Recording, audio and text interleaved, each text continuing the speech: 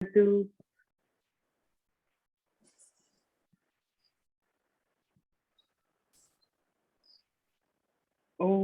सहनाववतु सहनौ भुनक्तु सह वीर्यं करवावहै तेजस्विनावधीतमस्तु मा विद्विषावहै। ओम शांति शांति शांतिः। श्रुतिस्मृतिपुराणानाम् आलयं करुणालयं नमामि भगवत्पादं शङ्करं लोकशङ्करम्। शङ्करं शङ्कराचार्यं केशवं बादरायणं सूत्रभाष्यकृतौ वन्दे भगवन्तौ पुनः पुनः। ईश्वरो गुरुरात्मेति मूर्तिभेदविभागिने व्योमवद्व्याप्तदेहाय दक्षिणामूर्तये नमः।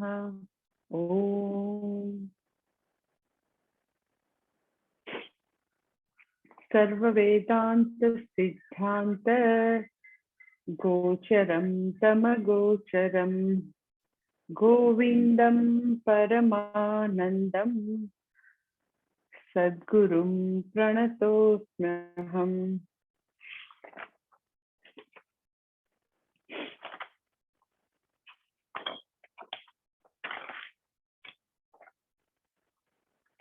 विवेक चूडामणि, श्लोक नंबर 28। वागादिपंच श्रवणादिपंच प्राणादिपंचाब्रमुखानि पंच बुद्ध्याद्य विद्यापि च कामकर्मणि पुर्यष्टकं सूक्ष्म शरीरमाहुः।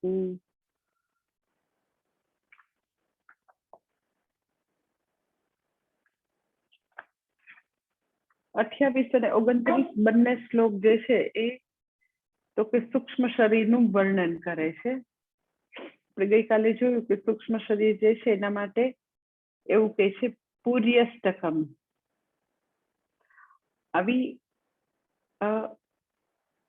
8 બધી જુદા જુદા સમૂહ જે છે આવી એમાં 8 એવી નગરીઓ જાણે કે છે અને એ બધું બનીને તો કે સૂક્ષ્મ શરીર બને. કઈ 8 વસ્તુ આપણે ગઈકાલે જોયું કે 5 જ્ઞાનેન્દ્રિયનો સમૂહ, 5 કર્મેન્દ્રિયનો સમૂહ, પંચ પ્રાણ અને પંચ મહાભૂત. પછી બુદ્ધિઆદિ કીધું હોય તો આદિ એટલે એ 4 વસ્તુ, ત્યાં 5 નથી પણ 4 છે.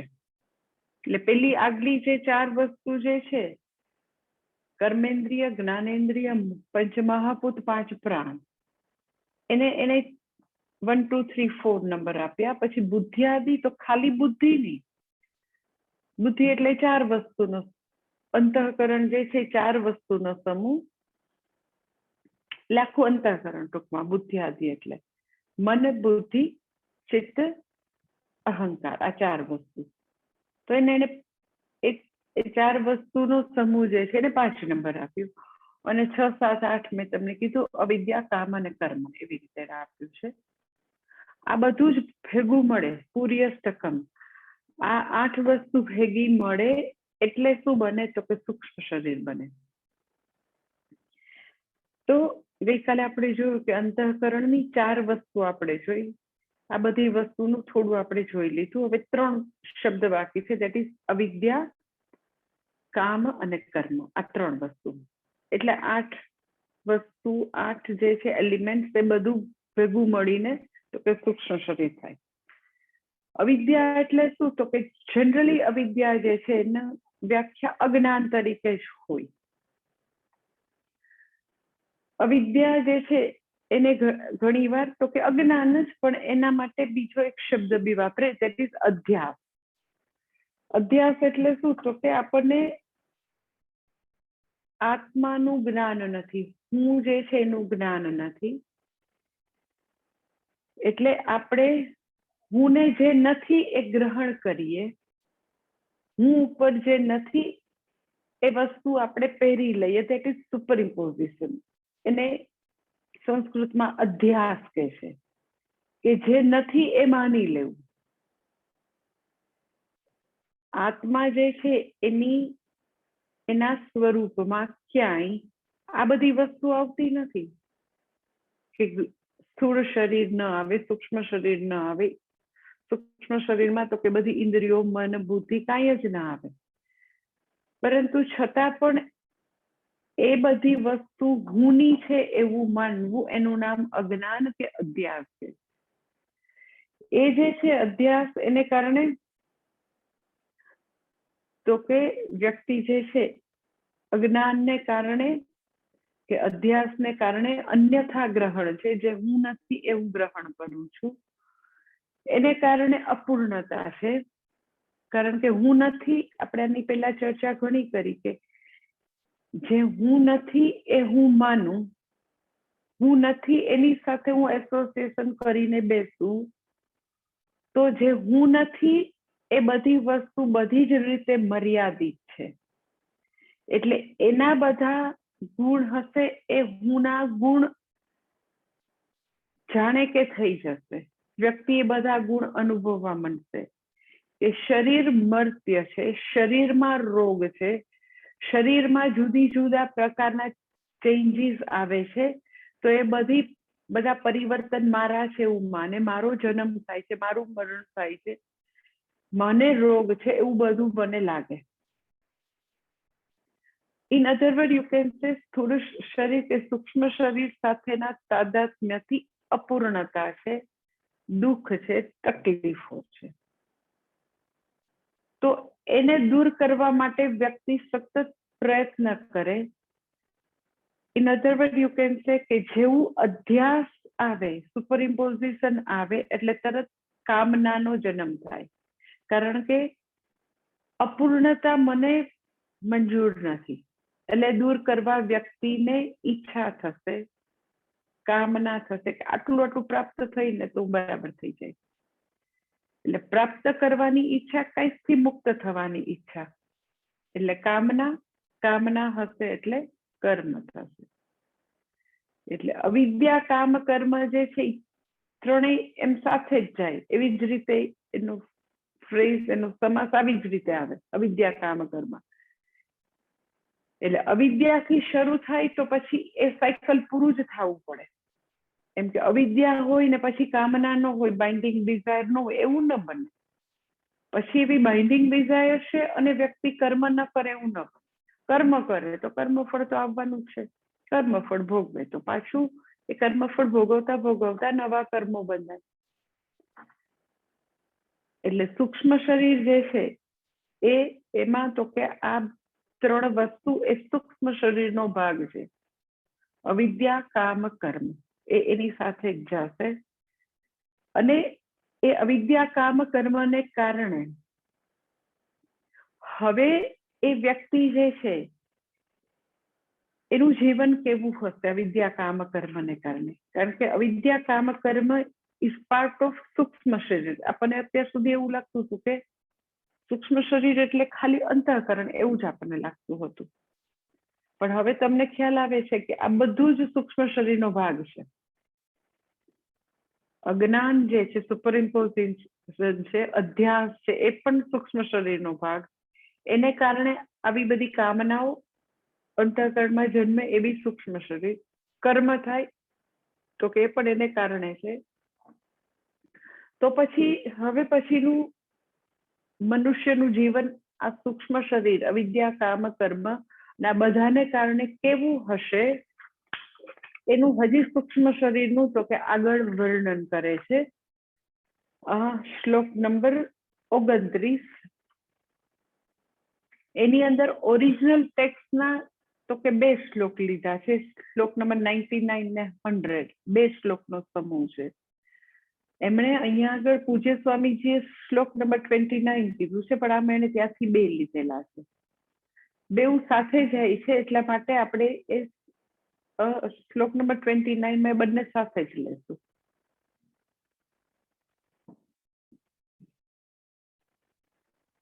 ઇદમ શરીરમ શૃણુ સૂક્ષ્મ સંમિતમ लिंगम स्वपंचीकृत संभवम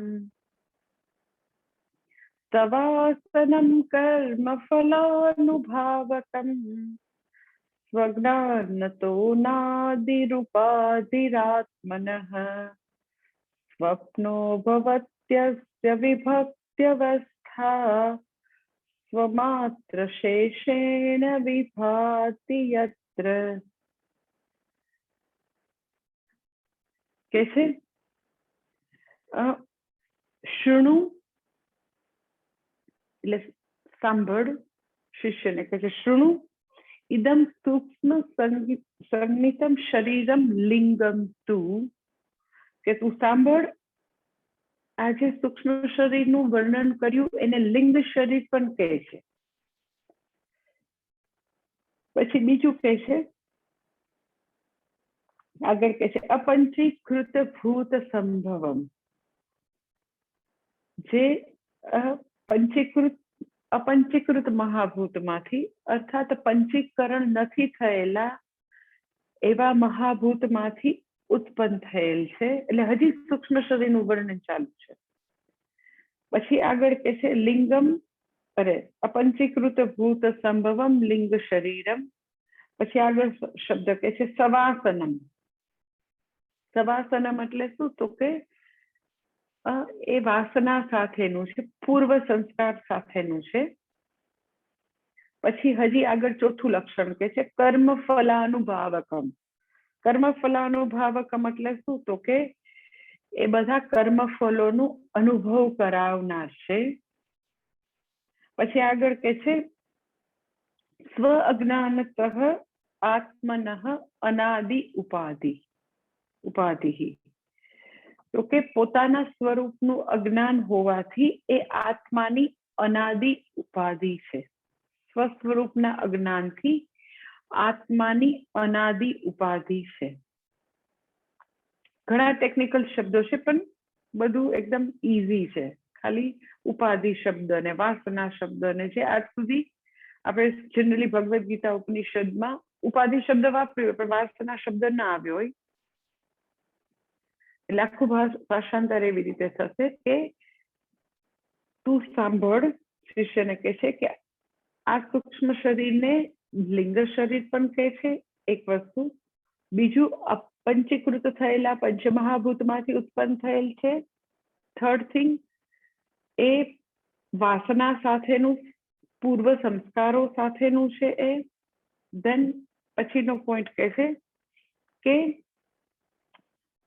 કર્મફલોનું અનુભવ કરાવનાર છે. અને લાસ્ટ પોઈન્ટ કહે છે કે સ્વસ્વરૂપના અજ્ઞાનને કારણે એ હુંની આત્માની અનાદિ ઉપાધિ છે.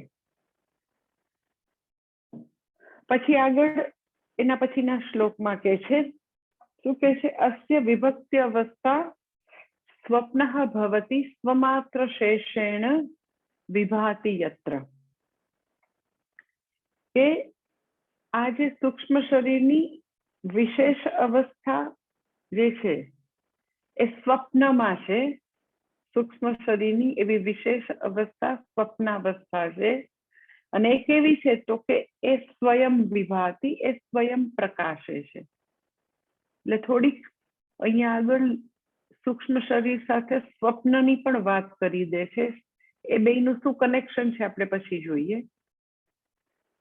સૌથી પહેલું કહે છે ઇદમ શરીરમ શૃણુ સૂક્ષ્મમ સંજ્ઞિતમ. સંજ્ઞિતમ એટલે કહે છે.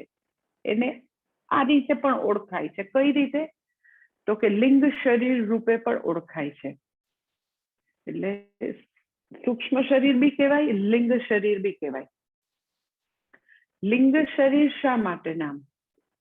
તો લિંગ શરીર એટલે લિંગ્યતે જ્ઞાયતે આત્મતત્વ અનેન ઇતિ લિંગ શરીરમ. કે જેના દ્વારા આત્મતત્વ જાણી શકાય છે, જે સાધન દ્વારા. એટલે એ જે છે લિંગ શરીર દ્વારા જાણી શકાય છે. એટલે શું? તો કે અંતઃકરણ જે છે સૂક્ષ્મ શરીરનો ભાગ છે. જ્ઞાન થવાનું છે તો અંતઃકરણમાં થવાનું, બુદ્ધિમાં થવાનું જ્ઞાન. એટલે લિંગ્યતે જ્ઞાયતે અનેન ઇતિ લિંગ શરીરમ.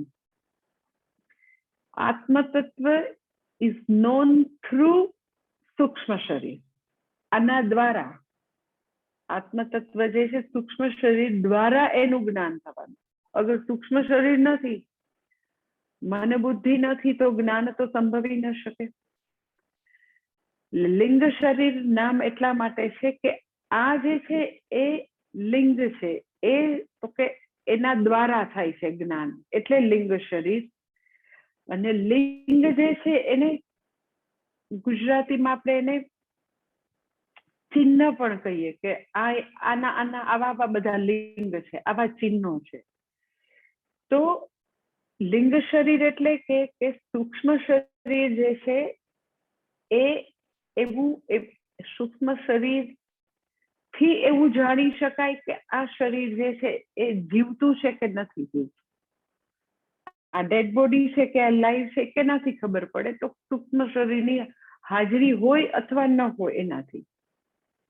એટલે વ્યક્તિની મૃત છે કે જીવંત છે એ જાણવું છે તો કે સૂક્ષ્મ શરીર. વ્યક્તિને જન્મો જન્માંતરના બંધનમાંથી છૂટવું છે તો પણ શેનાથી કરી શકાય તો કે લિંગ શરીર હશે તો વ્યક્તિ મુક્ત થઈ શકશે, એનાથી જ્ઞાન પ્રાપ્ત થશે. આત્મતત્વનું જ્ઞાન પણ એનાથી, આખા જગતનું જ્ઞાન પણ તો કે એનાથી જ થવાનું. એટલે કોઈ પણ વસ્તુ જે છે એનું તો કે આવી રીતે કોઈ પણ વસ્તુને જાણવા માટે એ ચિહ્ન છે, લિંગ છે. માટે કહે છે કે આ સૂક્ષ્મ શરીરને લિંગ શરીર પણ કહે છે. અને સૂક્ષ્મ શરીર જે છે એ પાછું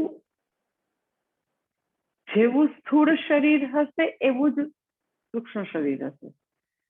એટલે આપણને એવું થાય કે એવું કેવી રીતે કે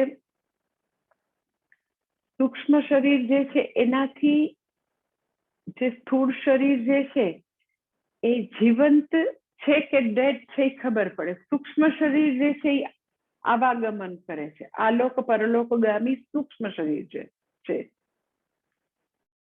હવે એ સૂક્ષ્મ શરીર જે છે એ વ્યક્તિ માની લ્યો કે અહીંયા આગળ પૃથ્વી લોકમાં મનુષ્ય રૂપે એ જીવ છે, એનું ડેથ થયું. ઓકે, તો સૂક્ષ્મ શરીર જે છે એ હવે ટ્રાવેલ કરે છે. ટ્રાવેલ કરીને હવે તો કે બીજા શરીરમાં પ્રવેશ છે. તો હવે બીજા શરીરમાં જ્યારે પ્રવેશ કરે તો ધારો કે અત્યારે એને મનુષ્યનું શરીર છે, તો મનુષ્ય શરીર જ્યારે હોય તો મનુષ્ય શરીરને અનુરૂપ સૂક્ષ્મ શરીર હશે. પણ પછી માની લ્યો કે એ વ્યક્તિનો જન્મ જે છે એ તો કે ડોગ રૂપે થયો માની લ્યો, કારણ કે એટલી બધી એને ઘરમાં બધું ધન હતું, બધું ઓર્નામેન્ટ ને ગોલ્ડ, કેટલું પ્લેટિનમ ને કેટલું હતું, એટલી એને ચિંતા થાય ઘર છોડીને જાય, ઘરની ચોકીદારી જ કર્યા કરે. પણ પછી એનું ડેથ થયું તો એટલું બધું ઘરમાં આ બધું પડેલું હતું તો એને એટલી ચિંતા થઈ મારો દીકરો જ્યારે ત્યારે તિજોરી ખુલ્લી રાખી દે, મારો દીકરો ધ્યાન નથી રાખતો ને બહુ બી ધ્યાન નથી રાખતી. તો એ દાદા છે એનું ડેથ થયું અને દાદા પછી તો કે એ જ ઘરમાં નજીકમાં તો કે ડોક થઈને આવ્યા અને પછી એ બંગલાની પાછી ડોક થઈને ચોકી કર્યા કરે બિચારા. તો હવે એ સૂક્ષ્મ શરીર એ બાપા ગુજર્યા તો સૂક્ષ્મ શરીર ટ્રાવેલ કરીને એ હવે તો કે જે આવી ડોગ મધર છે એમાં એને પ્રવેશ કર્યો. તો હવે એ સૂક્ષ્મ શરીર જેવું સ્થૂળ શરીર હોય એવું બની જાય. સમજાય છે? ડોગમાં પ્રવેશે તો ડોગ જેવું સૂક્ષ્મ શરીર, એ માછલીમાં પ્રવેશે તો માછલી જેવું સૂક્ષ્મ શરીર, પછી ડોગમાં પ્રવેશે એ સૂક્ષ્મ શરીર તો પછી ડોગ જે છે માણસોની ભાષા બોલવા ન માંડે.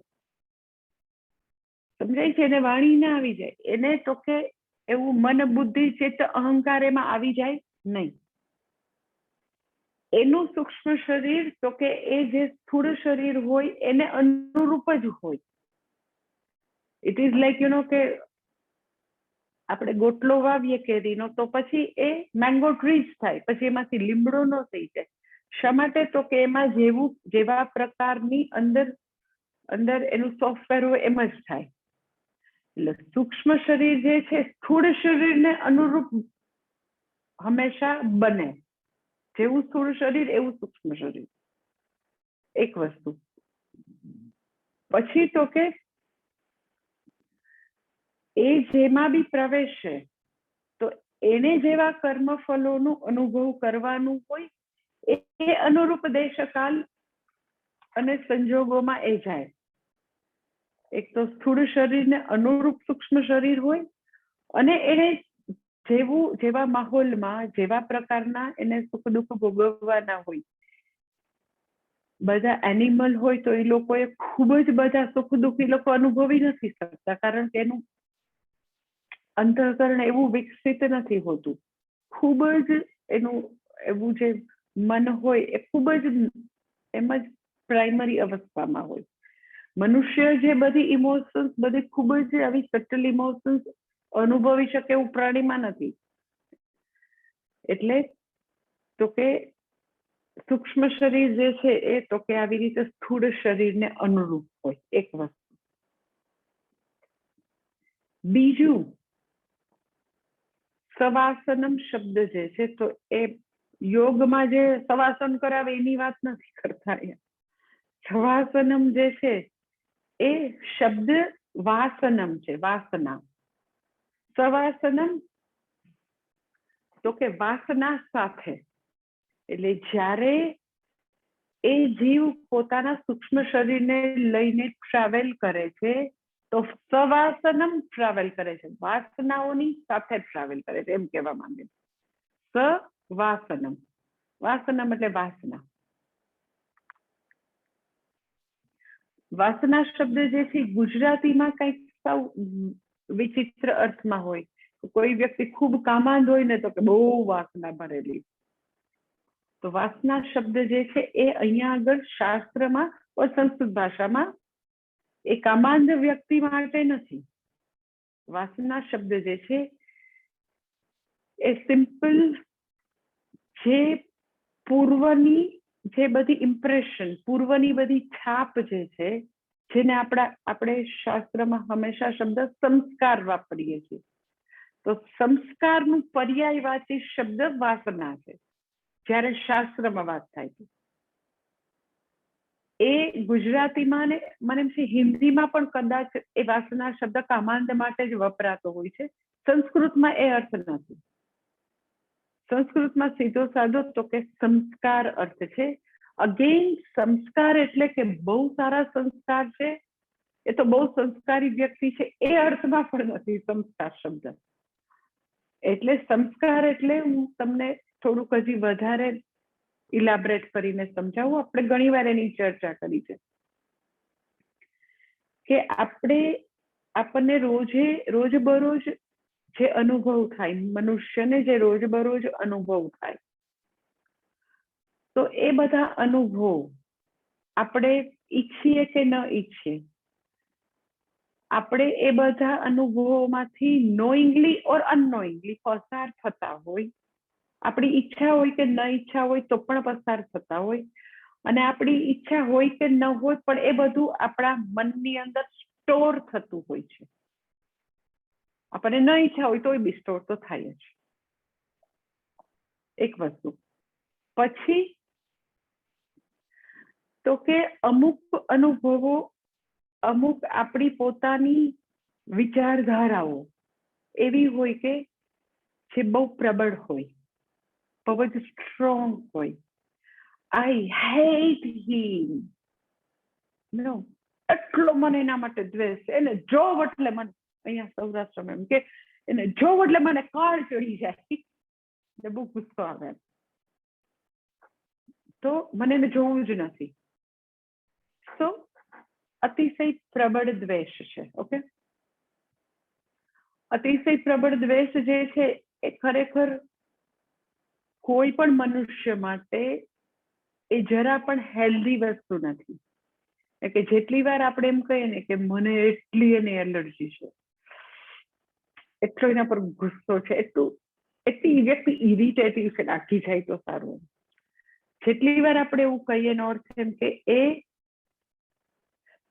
એ વ્યક્તિ હંમેશા આપણી ઉપર સવાર થયેલી છે.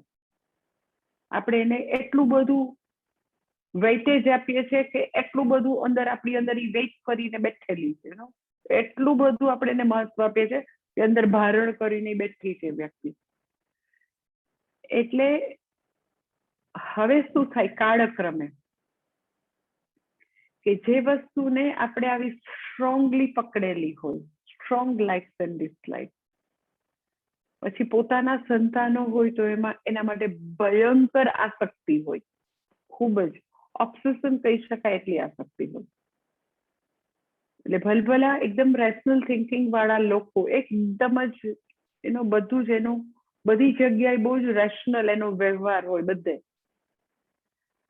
પરંતુ બાળકોની વાત આવે તો એ બધું જ એનું જે બુદ્ધિથી બધું વિચાર શક્તિ છે, બધું જ તર્કથી બધી જોવાની વસ્તુ, તો કે ત્યાં બિલકુલ અંધાપો આવી જાય.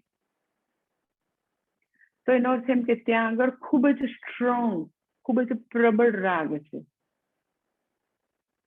એટલે કેવી રીતે સંસ્કારો કે વાસના આકાર લે એ હવે તમે જુઓ. તો કે અમુક સંસ્કારો કે વાસના આપણે લઈને આવ્યા છીએ જન્મથી આપણી સાથે, અને અમુક તો કે આ જન્મે પ્રબળ રાગદ્વેષના સ્વરૂપમાં અંદર એ બધી વાસનાઓ આકાર લઈ રહી હોય જે આપણને ખબર નથી.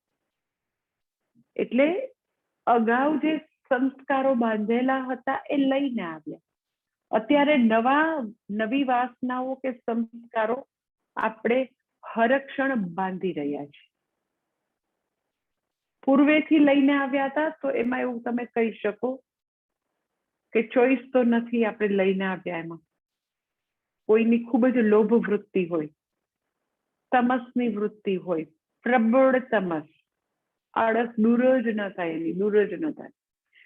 તો આઈ કેન અન્ડરસ્ટેન્ડ કે તમે એ તમસ લઈને આવ્યો છો, ભયંકર તમસ, ભયંકર પ્રોક્રેસ્ટિનેશન, આવી ભયંકર આળસ.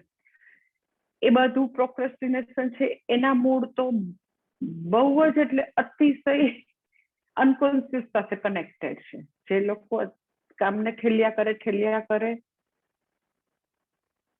તો એ અનકોન્શિયસ શું છે? અગેઇન આપણે લઈને આવેલી વાસનાઓ. અનકોન્શિયસ બીજું છે શું? એટલે આની ઉપર બી બધા લોકો સરસ હોમવર્ક કરી શકે, આ સંસ્કાર શબ્દ ઉપર, વાસના ઉપર. કે જેવા પ્રકારનું ફ્રેમ ઓફ માઇન્ડ, જેવા પ્રકારની માનસિકતા લઈને આવ્યા છે, એક સંસ્કારનું ભાથું લઈને આવ્યા છો, વાસનાઓનો આખું ભંડાર લઈને આવ્યા છીએ. ઓકે, એમાં કોઈ ચોઈસ નથી, કારણ કે મને કઈ પૂર્વજન્મમાં કોઈ ગુરુ મળ્યા હશે, મને નથી ખબર. ઓકે, શાસ્ત્ર સાથે મેળાપ થયો હશે, નથી ખબર.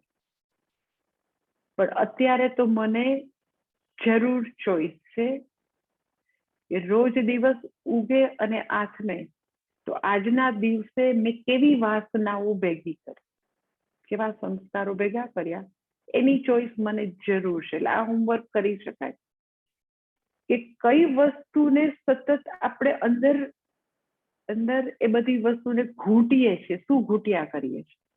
Or you can say back of the mind, કેવા પ્રકારની વૃત્તિઓનો પ્રવાહ વહે છે, કયા વિચારો છે, કઈ વસ્તુને પ્રાધાન્ય આપીએ છીએ, એકદમ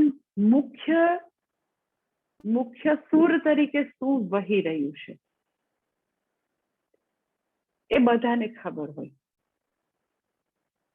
એટલે 8મા અધ્યાયમાં જે છે ને, યમ યમ વાપી સ્મરણ ભાવમ ત્યજન્તે કલેવરમ તમ તમે વૈતિ કૌંતેય સદા તદ્ભાવ ભાવિતઃ. કે કલેવરમ એટલે આ શરીર, જે આવા સંસ્કાર કે વાસનાઓથી આ શરીર વ્યક્તિ છોડે, સદા તદ્ભાવ ભાવિતઃ, પછી એ જ વસ્તુ તો કે પછીથી આવીને ઊભી રહે. તો એમાં પૂજ્ય સ્વામીજી હંમેશા એમ કે છેલ્લે આપણે એમ કે અંતે યા મતિ સા એવ ગતિ. તો અંતે મતિ કઈ થાય એનો આધાર રોજ કઈ મતિ છે એની ઉપર છે. અંતે કઈ દીકરાનું નામ નારાયણ રાખવાથી કઈ છેલ્લે ભગવાન નારાયણ યાદ આવે? જરાય જરૂરી નથી. એટલે આજે સંસ્કાર કે વાસનાની વાત અહીંયા જે છે તો એ બહુ જ બધા લોકો એની પર ખરેખર ખૂબ જ આવું સરસ હોમવર્ક કરી શકે કે આપણું મન જે છે એ એટલું પાવરફુલ ઇન્સ્ટ્રુમેન્ટ છે, જબરજસ્ત પાવરફુલ છે કે એ જેના પણ સંપર્કમાં આવે, જે બી વિચારો, જે પણ અનુભવોમાંથી પસાર થાય, પોતે વિચાર કરે ઓર પોતે જે અનુભવમાંથી પસાર થાય, ખાવા પીવાનો, બોલવા ચાલવાનો, ફરવાનો, જોવાનો, જે અનુભવમાંથી રોજે આપણે પસાર થાય, તો મન જે છે એટલું જબરજસ્ત પાવરફુલ છે કે બધા અનુભવોની ઇમ્પ્રેશન, છાપ અંદર મૂકતું જ જાય છે, મૂકતું જ જાય છે. તો એ છાપ જે મૂકતું જાય છે એ હવે સંસ્કારમાં કેવી રીતે કન્વર્ટ થશે? તો કે એમાંથી જે વસ્તુને આપણે બહુ જ ઘૂંટીએ, નાના હોય તો ખબર છે પેલા પાટીને પેન હતું, હવે તો એ બધું ખબર નહીં ક્યાં જતું રહ્યું. તો બાલ મંદિરમાં એકડો ટીચર લખી દે, પછી પેન લઈને પછી એક ઘૂંટ આવે કે આ લઈને ઘૂંટ્યા કરે. હવે તો એક્ઝેક્ટલી આપણે આપણી જાતને પૂછવું પડે કે હું શું ઘૂંટું છું.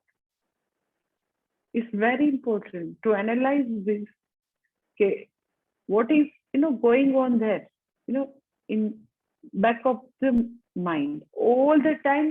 એવી એક વસ્તુ હશે, અમુક લોકોને પૈસા છે એ બેક ઓફ ધ માઇન્ડ એ વહ્યા કરતા હોય, અમુકને પુત્રાશક્તિ, અમુકને તો કે ઘરની આસક્તિ, અમુક તો કે એકદમ ફિટનેસ ફ્રીક હોય તો એનું વહ્યા કરતું હોય, કંઈક હોય. એક એવી વસ્તુ તો કે એક હોય, બે હોય, ત્રણ હોય, આવું હોય લિસ્ટ. પછી એમાં તો કે આવું માઇક્રોસ્કોપ લઈને જરાક જોવું કે ક્યાં ગુરુ છે, ક્યાં શાસ્ત્ર છે, ક્યાં ભગવાન છે, એ ત્રણને જોઈ લેવા ક્યાં છે. અગર એ ત્રણ હોય, એ ત્રણ વસ્તુનો પ્રવાહ વહેતો હોય, ગુરુ, શાસ્ત્ર ને ભગવાન, તો માનવું કે આપણી મુક્તિ નક્કી છે, કારણ કે આપણે આપણા સંસ્કારો હવે આવા બનાવી રહ્યા છે. માત્ર ભગવાન, ગુરુ અને શાસ્ત્રની આસપાસ વળી રહ્યા છે. એના સિવાયનું હોય બધું જ અનાત્મા, બધું જ અવિદ્યા, અજ્ઞાન, તો ઓકે, એવા સંસ્કારો બંધાશે. જેવા સંસ્કારો બંધાશે તદ અનુરૂપ તો કે આગળનો પાછો જન્મ. એટલે એ સંસ્કારોનું આખું બંડલ લઈને, એ વાસનાઓનું આખું એ લઈ અને વ્યક્તિ તો કે પાછી આવી અનંત મુસાફિરની જેમ પાછું પોતાના પાપ પુણ્યનું બે બેગ વિથ સવાસનમ, વાસના સાથે. પાપ અને પુણ્યની બે બેગ છે, પણ એ બે બેગ કેની સાથે જશે? તો કે સવાસનમ, વાસના સાથે પોતે જશે. કઈ વાસનાઓ? તો કે આવી રીતે જે પોતે રોજબરોજના અનુભવથી ભેગા કરેલા સંસ્કાર. એટલે હું સાવ શાંતિથી ભણાવું, તમને વિચારવા માટેનો સમય આપું, હોમવર્ક આપું, તમે ખૂબ એના ઉપર હોમવર્ક કરો, એવી મને આમ દ્રઢપણે ઈચ્છા એટલા માટે હોય કે આપણે જે કઈ અધ્યાત્મમાં શ્રવણ કરીએ એમાં આપણે જે જીવન જીવતો એમાં એક બાજુ એ પડેલું હોય અને આપણું જીવન પૂર્વવત એમ જ ચાલ્યા કરતું હોય, તો એનો અર્થ એમ કે આપણા મનમાં એ પૂર્વવત વસ્તુઓના સંસ્કારો રોજ રોજ એ જ પડે છે. આ વસ્તુ તો કે ખાલી એમ જ એક પેરેલલ ચાલ્યા કરતી હોય. એટલે આપણા જીવનનો સમગ્ર જીવનના દરેક પાસામાં ભગવાન વણાઈ જાય, શાસ્ત્ર વણાઈ જાય, ગુરુ વણાઈ જાય, તો સંસ્કારો જે છે આપણે એક્ઝેક્ટલી જેવા જોઈએ એ સંસ્કારો કે એ વાસનાઓ ભેગી થશે. એટલે તમે શાસ્ત્ર ભણવાની ઈચ્છા, ગુરુ સેવાની ઈચ્છા, ભક્તિની ઈચ્છાઓ ખૂબ કરી છે, તો એ પણ વાસના જ કહેવાય કે વ્યક્તિ જે છે એને હવે તો કે આ બધી વાસના છે, આ સંસ્કારો છે. એટલે વાસના શબ્દ જે છે અહીંયા જરાય ક્યાંય સંસ્કૃત ભાષામાં નેગેટિવ અર્થમાં નથી. એટલે એક એવું વાક્ય છે શાસ્ત્રમાં, ઈશ્વર અનુગ્રહાત એવ પુંસામ અદ્વૈત વાસના. ઈશ્વર અનુગ્રહાત એવ પુંસામ અદ્વૈત વાસના. અદ્વૈત વાસના એટલે શું? તો કે ઈશ્વરનું અને મારું વચ્ચે જે અદ્વૈત છે એ જાણવાની ઈચ્છા, બ્રહ્મ વિદ્યાની ઈચ્છા ક્યારે થાય મનુષ્યને? ઈશ્વર અનુગ્રહાત એવ, એટલે ત્યાં બી વાસના શબ્દ છે. એટલે એવા વાસના એટલે એવા હવે સંસ્કારો એકત્ર થયા છે કે વ્યક્તિને હવે આવી જ ઈચ્છાઓ થાય છે. એટલે એનીવે કે આ બધી વાસનાઓ જે છે આવી તો કે જન્મો જન્માંતરના ચક્કરથી કેટલીય વાસનાઓ લઈને વ્યક્તિ આવે છે, કેટલાય સંસ્કારો છે. સંસ્કારો અનગિનત છે. એટલે એ બી હું સતત તમને એવું કીધા કરું ને કે પૂજા કરો, જપ કરો, તમારું જે નિત્ય કર્મ છે, નિત્ય ક્રમ છે કે આટલી ફિઝિકલ પ્રેયર એટલે ષોડશોપચાર પંચોપચાર કોઈ બી પૂજા કરું તો કરું જ, પછી તો કે ગુરુ મંત્રનો જાપ કરું તો કરું જ, આટલું ચેન્ટિંગ તો કે ગીતાજીનું વિશ્વસ્તોત્રમ વાચિક પ્રેયર કરું તો કરવું જ, એમ પાક્કા બધા નિયમો.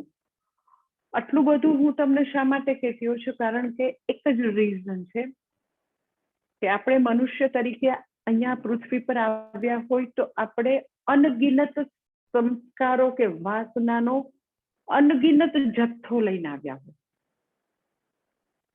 તો વાસના એટલે આમ એવા બધા સંસ્કારો, એવી બધી અંદરની વસ્તુ કે આવું ભોગવવું છે, આવું ખાવું છે, આવું જવું છે, આવી વ્યક્તિ જોઈએ, બાળક જોઈએ, અનગિનત એવી અંદર વસ્તુઓ પડેલી છે. કેટલી કેટલી પડેલી છે કોઈને નથી ખબર.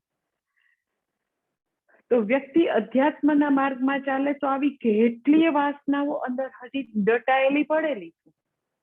કેટલું એવું માંગેલું હોય, કેટલી પ્રબળ, બહુ જ પ્રબળ બધી આવી આકાંક્ષાઓ હોય જન્મો જન્માંતરથી. હવે તો કે પાછું ભગવાન એને નવું લિસ્ટ આપવા માંડ્યું કે ભગવાન હવે એ બધું નથી જોતું. એ હવે બધું માંગેલું હતું કે આ બધું ભોગવવું છે ને આ જોઈશે, એ નથી જોતું. હવે તો ભગવાન અમારે જ્ઞાન જ જોઈએ છે. તો ભગવાનને તમે આવી નવી બધી ડિમાન્ડ મૂકી છે, પણ જૂની તો જન્મ જન્માંતરના સંસ્કારો છે અંદર. તો પ્રેયર એટલા માટે છે કે હવે એ બધી વાસનાઓનો ક્ષય થાય. મારે હવે નથી જોતું. ભલે પહેલા મેં બહુ બધા ઓર્ડર કરેલા હતા. ઘણા લોકો હોટલમાં જાય તો બહુ ભૂખ લાગે ને તો એટલું બધું ઓર્ડર કરે એક સાથે 4 સબ્જી ને 2 દાલ ને. તો મને એવું થાય કે અરે પણ પછી મંગાવી શકાય છે ને, કોણ તમને ના પાડે? પછી તો કે એમ કહું નથી જોતું, એમને પડ્યું રહે. એમ પહેલા તો કે આપણે બહુ બધું ભગવાને ઓર્ડર કરેલું હોય જન્મો જન્માંતરમાં. જ્યારે મનુષ્ય જન્મ મળેલો હોય ત્યારે એવી બધી વાસનાઓ ઘણી ભેગી કરેલી હોય. આ ભોગવવું ને આ કરવું ને તે કરવું, કેટલું ભેગું કરેલું હોય. પછી એવા પ્રબળ સ્ટ્રોંગ લાઇક્સ એન્ડ ડિસલાઇક્સ, આસક્તિ, કેટલું ભેગું કરેલું હોય. તો હવે પ્રાયોરિટી બદલાણી, હવે સમજ આવી, હવે તો કે ઈશ્વર પ્રાપ્તિ કરવી છે, એ બધું હવે આવ્યું. તો એ બધા જૂના ઓર્ડર હવે સરફેસ થાય, એ બધી વાસનાઓ સરફેસ થાય અને સ્પિરિચ્યુઅલ પાથમાં આપણને પાછું બાધારૂપ ન થાય. એટલે સતત પોતે પોતાની પૂજા જપ તપ એટલે મૂકવાનું છે કે હવે પછી તમે નવા સંસ્કારો, નવી ડિમાન્ડ ભગવાનને કરો છો કે મને અંતઃકરણ શુદ્ધિ જોઈએ, મને તો કે જ્ઞાન માટે કન્ડ્યુસિવ જે કાંઈ હોય એ બધું જોઈએ છે. તો પછી જૂના સંસ્કારોનો મોટા હિમાલય ક્યાં જશે? તો કે આપણી પ્રેયરથી એ બધી વસ્તુ ભગવાન તો કે હવે ન્યુટ્રલાઇઝ કરી દે. એ બધું હવે નથી જોઈતું. હવે તો કે એના અનુગ્રહથી આપણને તો કે આ બધું પ્રાપ્ત થાય. એટલે એ બધા સંસ્કારો જે છે એ તો કે ખૂબ જ એનો મોટો જથ્થો છે જન્મો જન્માંતરનો. આ જન્મે તો કે આપણે હવે એટલું ધ્યાન રાખીએ કે એવો ખૂબ જ એવી નેગેટિવ વસ્તુ, કોઈ માટે ખૂબ જ ગુસ્સો, દ્વેષ, વૈર એ બધું ન રાખીએ. કારણ કે એ જેટલું, કારણ કે જેની માટે દ્વેષ હોય ને તો એ બધું ઘૂંટાયા કરે અંદર, અને એ ગાઢ ઇમ્પ્રેશન મનમાં પડશે, અને એ એવી ગાઢ ઇમ્પ્રેશન પડી, બસ એ થઈ ગયું પૂરું. એ હવે એનું એ સંસ્કારમાં કન્વર્ટ થઈ ગયું. પાસિંગ થોટ્સ છે એના સંસ્કાર નહીં બને. કેવી રીતે સંસ્કાર બને એ હું તમને બતાવું છું. કે વ્યક્તિ જે બી વસ્તુ રાગ કે દ્વેષના રૂપમાં સતત ઘૂંટ્યા કરે તો એ બધાની તો કે વાસના બની જાય. પછી તો કે વાસનાઓ બધી તો કે એને આવી રીતે અભિવ્યક્ત થયા કરે. એટલે આપણે આપણા મન વિશે એવી જાગૃતિ હોય કે આપણે મનને કેવો ખોરાક આપીએ છીએ, કે જે આપીશું એનું ઇમ્પ્રેશન પડશે. કે વ્યક્તિ એકદમ ક્ષુલ્લક વસ્તુઓ મનને આપ્યા કરશે, એવું બધું ટીવીમાં જોવાનું કે બધા જુદા જુદી જગ્યાએ એવી વાતો કરવાની, એવું કઈ નહીં. દુનિયામાં ઘણું બધું આવું એકદમ હલકું કહેવાય એવું પણ અવેલેબલ હોય, અને ઘણા લોકોને તો કે એવું બધું વસ્તુ પણ સતત એવો ખોરાક પણ પોતાના મનને આપ્યા કરે. એ હું અનનોઈંગલી કહું છું કે એને ખબર નથી કે આપણે આવી નિમ્ન કક્ષાની વસ્તુ મનને આપશું તો એની પણ ગાઢ ઇમ્પ્રેશન પડ્યા કરશે. ઇટ ઇઝ લાઈક વ્યક્તિ જે છે એ એમ કે ગાર્લિક ખાતી હોય અને પછી એમ કે ના હું તો બ્રશ કરીને આવું, પણ તો બી એ વાસ તો હોય જ. એ આવે એની સાથે સાથે એ પણ વાસ પણ એની સાથે સાથે આવે, અને વાસ જ તો કે બોયલા કરે, એટલે બધી જગ્યાએ તો કે ફેલાયા કરે. એટલે આપણી જાગૃતિ એ હોય કે આપણા મનની રક્ષા માટે જ્યાં પણ આપણને દ્વેષ હોય તો આપણે આપણી જાતને પૂછવું પડે કે આવી બધી ઇમ્પ્રેશન, આવા સંસ્કારો જમા કરવા છે, અને આપણે પછીના જન્મમાં આવું બધું લઈને જવું છે. એટલે કે તમે ખાલી અત્યારની લાઈફ માટે કહો તો પણ એવો દ્વેષ જે છે એ જરાય હેલ્ધી વસ્તુ નથી. તમે એમ કહો માતાજી એવી સિચ્યુએશનમાં હોય ને એટલે એમ કે એના માટે તો દ્વેષ થાય જ. એટલું બધું ઇનજસ્ટિસ થાય, એટલી બધી તકલીફો થાય એનાથી, એટલે ખૂબ જ દ્વેષ થાય. તો હું એની ના નથી પાડતી કે ઇનજસ્ટિસ જ્યાં હોય, કોઈ વ્યક્તિ નથી સારું બિહેવિયર કરતી તો એનાથી દુઃખ થાય, તકલીફ થાય, એની હું ના નથી પાડતી. હું તો ખાલી આટલું જ પૂછું છું કે એ વ્યક્તિ આપણા માટે જરાય એવી કોઈ પ્રેશિયસ નથી. એ વ્યક્તિનું મને એમ એઝ કોઈ ઇમ્પોર્ટન્ટ નથી, મારા માટે એનું કોઈ મૂલ્ય નથી. પરંતુ છતાં પણ જે સારી વ્યક્તિઓ, એની સારી સ્મૃતિ જે છે એ મારા મન ઉપર રાજ કરવી જોઈએ, એની બદલે તો કે એ વ્યક્તિ એવડું મોટું ઇમ્પોર્ટન્ટ અંદર લઈ જાય છે કે એની જ વાતો, એના જ દુઃખના કહાનીઓ, એ જ ધિક્કારની વસ્તુ અંદર ઘૂંટાયા કરે છે કોઈ પણ રીતે.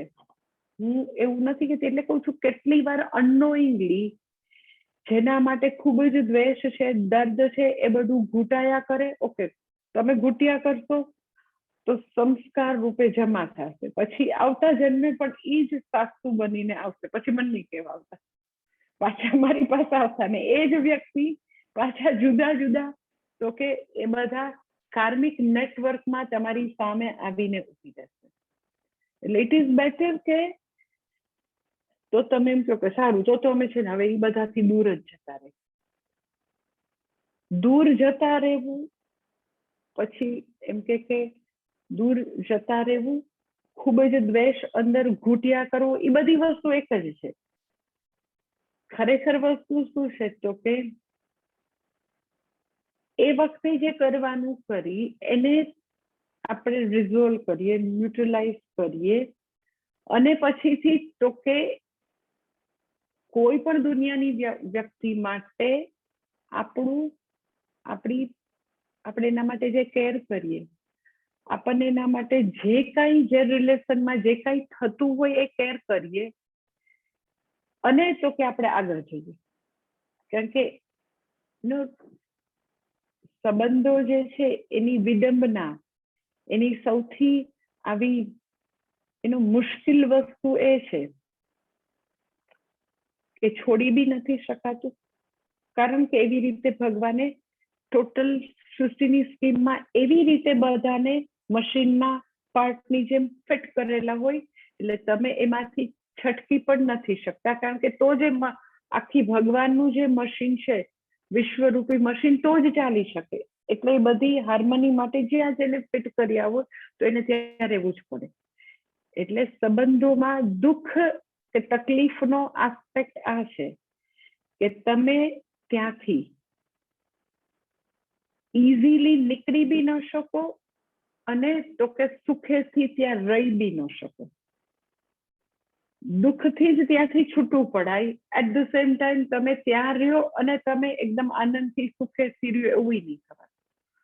એટલે તમે ચાહો કે તમે મુક્ત થઈ જાવ તો કે ના, તો લોહી લુહાણ થયા વગર મુક્ત બી નથી થવાતું, અને પાછું ત્યાં સુખેથી રહેવાય બી નહીં. એનું નામ જ સંબંધ કહેવાય. એટલા માટે સંબંધોમાં તો કે કેવી રીતે સુખી થવું એ શીખવું પડે. એટલે એનીવે અત્યારે તો મારો પોઈન્ટ જુદો છે કે વ્યક્તિ આવી દ્વેષની, ધિક્કારની વસ્તુઓ ને અંદર ઘૂંટ્યા કરશે, બોલશે નહીં. ઘણા લોકો બોલે નહીં, તો અંદરથી ઘૂંટ્યા કરે છે, તો એ અંદર તો એ અનુભવો એકદમ ઘટા રોજ એકડું ઘૂંટ્યું, તો આપણે તો ખાલી બાલ મંદિરમાં હોય ત્યારે ઘૂંટાવે. તમે બધા કેવા હોશિયાર, દુનિયામાં બધા લોકો કેવા હોશિયાર, તો કે એકડો જીવે ત્યાં સુધી, ડેથ આવે ત્યાં સુધી ઘૂંટ્યા કરે. ઇટ જસ્ટ ઇમેજિન કે એ સંસ્કારો કેટલા દ્રઢ થાય. તો ભગવાન પછી સુખ દુઃખની બેગ આપણને પકડાવે આપણે જ્યારે ટ્રાવેલ કરીએ, તો આ બધા સંસ્કારો જે છે, ધિક્કારના સંસ્કાર, એ પણ એ બેગમાં સાથે જ આવશે. તો પાછી વ્યક્તિને ડીલ કરવી તમારે, કે એ ફાઇલ બંધ કરીને પૃથ્વીમાંથી જવું છે. તમારી ફાઇલ બંધ કરી દેવી હોય તો સ્માર્ટ વે એ છે એકદમ જ સ્માર્ટ રીતે જીવવું, એકદમ ઇન્ટેલિજન્ટ લિવિંગ એ જ છે કે આપણે એને ક્ષમા આપીએ. આપણે એના માટે કરવાનું છે એ હંમેશા કરતા રહે. આજે જો કોઈક વ્યક્તિ સાથે ડિસ્કશન ચાલતું હતું, તો એને જેનાથી છૂટા પડવાનું થયું, તો એને ભયંકર, એ વ્યક્તિને દુઃખ છે, એનું ભયંકર. એમ તો મેં કીધું, મને ખ્યાલ આવે છે તમને દુઃખ છે, હું કઈ ના નથી પાડતી, દુઃખ તો હોય, કારણ કે આટલી બધી પીડામાંથી તમે બંને પસાર થયા અને છૂટા થયા છો, તો એ તો દુઃખ તો હોય જ. પણ છતાં હવે આ વસ્તુ કરવાની છે, because as a husband this is your duty. આ કરવાનું છે એટલે કરવાનું જ છે. તો મને કે એને માંગવા દે પણ માતાજી, મેં એવું આપણે કરવું જ નથી. એ માંગે કે ન માંગે, આપણે જે કરવાનું છે આપણે હંમેશા કરતા રહીએ. તો કે ના, પણ એને ભૂખ લાગવા દો. મેં એ હું તમને પછી કહીશ એની ભૂખ લાગવા દો.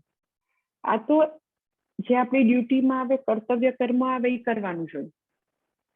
એટલે દ્વેષમાંથી મુક્ત થવા માટે હંમેશા એવું છે કે તમે કેર કરો. ક્યાં આગળ? તો કે આપણા મનનું જે બધા સ્કાર છે એનું હિલિંગ થવાનું. એનું કે એનાથી દૂર ગયા, ઇટ ડઝન્ટ મીન કે ડ્યુટીમાંથી વ્યક્તિ ચ્યુત થઈ શકે. દૂર જાય તો ડ્યુટી તો રહેતી જ હોય. એટલે શું છે કે જેવું એ દિશામાં તમે વિચારો કહો કે આપણું આટલું કર્તવ્ય કર્મ છે, આપણે આવી રીતે કરવાથી ખૂબ અથડામણ થાય છે, તો આપણે એનાથી બાઉન્ડ્રી કરી દૂર ગયા. પણ પછી કર્તવ્ય કર્મ આટલું થાય છે, આપણે કરી લીધું, એટલે શું થાય કે દ્વેષ લઈને નથી ફરતા. પાછું તો કે જે બધી વસ્તુ છે ને યથાવત તમે ગોઠવી દો છો. ખાલી પ્રોબ્લેમ આટલો જ છે કે ભેગા થવાથી, આવી રીતે બાઉન્ડ્રી ન હોવાથી આપણે લોહી લુહાણ થાય છે. ચલો બાઉન્ડ્રી કરી દીધી, દૂર થોડા થઈ ગયા, કરવાનું હોય કરતા રહી. એટલે લોકોને કેવું છે કે જ્યારે બી મેં જોયું કે ખૂબ દુઃખ થતું હોય, મને બીજું એક પરિવાર ખબર છે કે લાઈક એમને ખૂબ જ દુઃખ થતું હોય સિબલિંગ્સમાં. એક પરિવાર મને ખબર, તો એમ કે એ બંને તો કે ભાઈ બહેન એકબીજાનું નામ જ ન લે, તો એમ નહીં કરીને, નામ નહીં લઈને એ બધી છે, એ બધા સંસ્કારો જે છે એને ખૂબ ઘાટા કરીએ છીએ, ખૂબ જ સ્ટ્રોંગ બનાવીએ છીએ.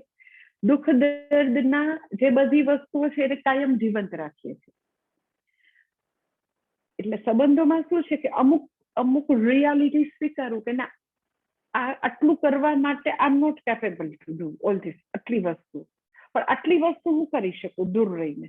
દૂર રહીને પૈસા તો જરૂર આપી શકું, દૂર રહીને એના માટે. આજે પેલા ભાઈ સાથે હું ડિસ્કશન કરતી હતી તો મેં કીધું હા, દૂર રહીને બે એવા કમિટેડ માણસો હોય કે જે ખૂબ સરસ સેવા કરે તમારા પરિવારના વ્યક્તિની. તમે અમેરિકા હોય ડઝન્ટ મીન કે આપણે એને દ્વેષ કરીએ. એટલે આપણે પ્રોબ્લેમ શું થાય, આપણું આઈધર ઓર હોય કે રહીએ અને બધું કાં તો ટોટલ કરીએ, અથવા તો દૂર રહીએ તો કે બે એકબીજાને ધિક્કારીએ. તો અમુક એવી વસ્તુ હોય કે લોકો એવું સ્વીકારે કે હા, મારાથી સાથે રહીને આટલી બધી વસ્તુ સહન કરવાની તાકાત નથી, પણ હા, થોડું દૂર રહીને આ બધી વસ્તુ ટેક કરવાની મારી તાકાત છે. એટલે મને હંમેશા એવું જ થાય કે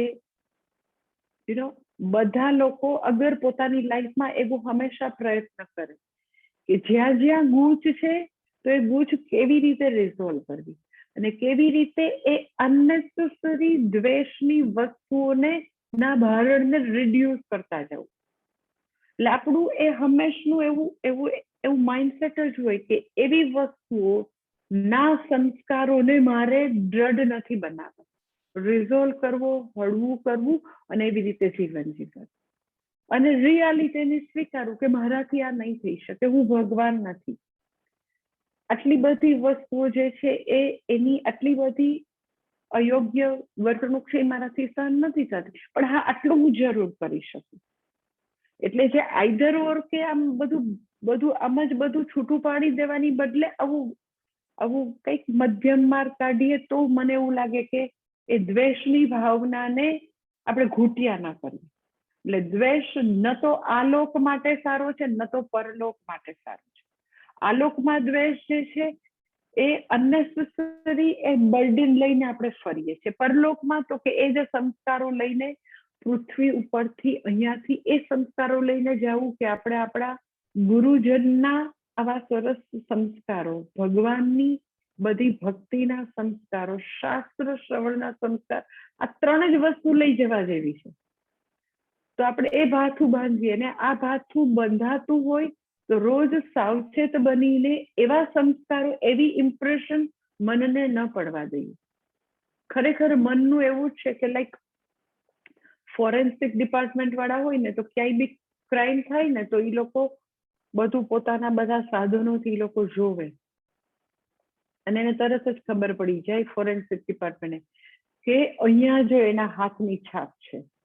તો એ તો ખાલી એ મેટલની ખુરશીને એ માણસે જરાક આમ ટચ કરીને ઊભો જ રહ્યો હોય જ્યારે ક્રાઇમ કર્યો હોય, પણ એ તો ખાલી ટચ કર્યું મેટલને અને ત્યાં એની તો કે આંગળાની બધી એની ફિંગરપ્રિન્ટ આવી ગઈ એટલે વાર્તા પૂરી થઈ ગઈ. ફોરેન્સિક વાળાને તો કે આટલું જબરજસ્ત એવિડન્સ મળી જાય. તો એક્ઝેક્ટલી એ ફોરેન્સિક વાળા જેવી જ આપણી હાલત છે. આપણા મનને આપણે જે અનુભવનું બાથું આપીએ એની ઇમ્પ્રેશન એમાં સૌથી પહેલા પડે. પછી તો કે આપણે એને દિન પ્રતિદિન દરેક અનુભવને અંતે એ ઇમ્પ્રેશનને ઘાટી બનાવી કે એ ઇમ્પ્રેશન જે છે બરાબર નથી તો એને ડિલીટ કરવી આપવી પડશે. એટલે આ તો કે સો ઇમ્પોર્ટન્ટ કે ના, મારે ક્યાંય દ્વેષને ખૂટવો નથી. એ ચાહે સિબલિંગના પ્રોબ્લેમ હોય, ઇનલોઝના પ્રોબ્લેમ હોય, જ્યાં બી પ્રોબ્લેમ હોય, ગૂંચ જે છે એને રિઝોલ્વ કરીને ભગવાન બનવાની કોશિશ નહીં કરતા કે હું બધું બધાને બહુ મોટું ત્યાગની મૂર્તિ બનવાનું નથી કહેતી. હું એટલું જ કહું છું કે વાસ્તવિકતા સ્વીકારો કે મારાથી આટલું નહીં થઈ શકે, આટલું હું કરી શકું. તો જ્યારે તમે આવું એકદમ આમ ચોખ્ખું ચોખ્ખું કરતા જાઓ તો ગિલ્ટ નહીં થાય, દ્વેષ નહીં થાય, કોઈ ભાર નહીં રહે અને તમે વાસ્તવિકતાને સ્વીકારશો કે મારા મનની આટલી જ કેપેસિટી છે. કોઈ મારી સાથે આટલું બધું ખરાબ બિહેવિયર કરે તો હું એની સાથે નહીં રહી શકું, પણ હા, દૂર રહીને હું આટલું તો મારાથી થાય. અને છતાં એ વ્યક્તિ માટે મને દ્વેષ નથી, મારી આટલી જ કેપેસિટી છે કે કોઈ વ્યક્તિ નહીં બરાબર બિહેવિયર કરે તો એટલું બધું લેવાની મારી તાકાત નથી. એટલે આપણે કોઈ માટે જજમેન્ટલ બન્યા વિના આપણે આપણી લિમિટેશન સ્વીકારીએ કે આનાથી વધારે મને બહુ દુઃખ થાય છે, આનાથી વધારે તો કે હું ફ્રસ્ટ્રેટ થઈ જાઉં, આનાથી વધારે આવે તો મારાથી બધી વસ્તુમાં મને ખૂબ જ ડિસ્ટર્બ થઈ જાઉં, હતાશ થઈ જાઉં, તો આટલું જ કરી શકાય આપણે. એટલે પ્રયત્ન કરવો જે સંબંધોમાં આવા ગૂંચડા હોય તો રિઝોલ્વ કરવા. તો આવા અનનેસેસરી આવા બધા દ્વેષના સંસ્કારો લઈને આ પૃથ્વીમાંથી જવાનું નહીં થાય. એટલે બધાએ પોતાના મરણ પહેલા એ સંસ્કારોનું આવું દ્વેષવાળું ભાથું રિડ્યુસ કરીને આ પૃથ્વીમાંથી જવું એવો સંકલ્પ લઈ શકો કે જઈએ પહેલા એ બધી વસ્તુ ચોખ્ખો પાટલો, 3 જ વસ્તુ લઈને જવું છું. એક ઈશ્વરની ભક્તિ, ગુરુ માટેનો તો કે એકદમ જ આપણી શ્રદ્ધા અને પ્રેમ હોય એ, અને થર્ડ થિંગ તો કે ભગવાન હંમેશા શાસ્ત્રનું શ્રવણ કરાવે. બાકીની વસ્તુ તો કે જે કરવાની છે, જે ભગવાને રોલ આપ્યો છે એ સરસ રીતે કર્તવ્ય કર્મ કરતા રહીએ. પણ મુખ્ય ધારા તરીકે અગર આ 3 વસ્તુ વહેતી રહે, જેમ જનોઈના 3 તાતણા હોય એમાં 3 વસ્તુ વહેતી રહે, તો માનો કે આપણે ખૂબ જ શુભ સંસ્કારો લઈને અહીંયાથી જશું. એટલે કે છે સવાસદમ શબ્દ આ છે કે વાસના જે છે એની સાથે તો કે સૂક્ષ્મ શરીર વાળો સૂક્ષ્મ શરીર સાથે જીવાત્મા આ બધી વાસનાઓ લઈને જાય છે. અને આ સૂક્ષ્મ શરીર જે છે એ શું છે તો કે કર્મ ફલાનુભાવકમ.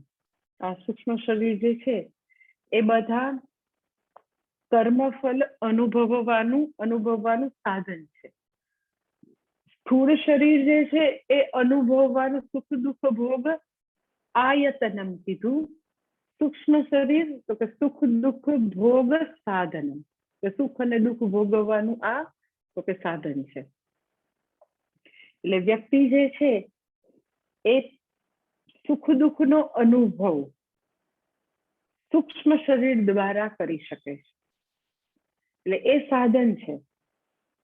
શરીર છે એ ઘર છે અને એની અંદર સૂક્ષ્મ શરીર રૂપી સાધનથી આપણે બધા સુખ દુઃખ અનુભવીએ છીએ. કેવી રીતે ખબર પડે તો કે અગર આપણે સૂઈ જઈએ, સુષુપ્તિ હોય તો સુખ દુઃખ અનુભવાતા નથી. જ્યારે સુષુપ્તિ છે ત્યારે તો કે ટોટલ સૂક્ષ્મ શરીર સૂઈ નથી જતું તો આપણે ન ઉઠી શકીએ, પણ સૂક્ષ્મ શરીરનો અમુક ભાગ સૂઈ જાય છે. શું તો કે અંતઃકરણ સૂઈ જાય છે. એટલે અંતઃકરણ દ્વારા સૂક્ષ્મ શરીરનો જે ભાગ અંતઃકરણ છે એના દ્વારા સુખ દુઃખ વ્યક્તિ અનુભવે. સુષુપ્તિમાં અંતઃકરણનો લય છે, માટે વ્યક્તિ સુખ દુઃખ ભોગવતી નથી. પછી સ્વપ્ન હોય તો સ્વપ્નમાં તો કે પાછું વળી અંતઃકરણ જે છે એ પૂરેપૂરું જાગતું નથી. સ્વપ્નમાં સ્વપ્ન શું છે આપણે નેક્સ્ટ સેશનમાં જોઈ લઈશું થોડુંક વધારે વિસ્તૃત. પણ સ્વપ્નમાં અર્ધ જાગૃતિ છે, પૂરેપૂરા જાગતા નથી. અંતઃકરણ અડધું જાગે છે. ઓકે, તો તમે જો પાછું સુખ દુઃખ અનુભવાય છે કે વ્યક્તિ એવું જોવે તો ડરી પણ જાય. વ્યક્તિને એકદમ જ એમ કે ત્યારે આમ એવું કંઈક સ્વપ્ન આવ્યું હોય તો આમ ઉઠીને પણ આમ 1 મિનિટ 2 મિનિટ તો એના એકદમ જ એવું થાય કે કેવું સ્વપ્ન હતું. નાના છોકરા હોય તો ડરીને મમ્મી પાસે જતા રહે. એટલે તમે જો પાછું મન અડધું જાગેલું છે, અર્ધ જાગ્રત મન છે તો પાછું અનુભવ થાય. સુષુપ્તિમાં તો કે અનુભવ નથી. એનો અર્થ એમ કે અંતઃકરણ છે તો સુખ દુઃખ છે, અંતઃકરણ નથી મીન્સ અંતઃકરણનો લય છે તો સુખ દુઃખ નથી.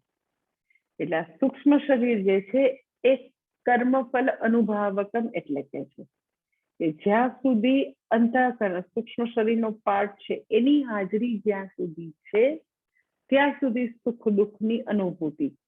સુઈ જાય તો સુખ દુઃખની અનુભૂતિ નથી.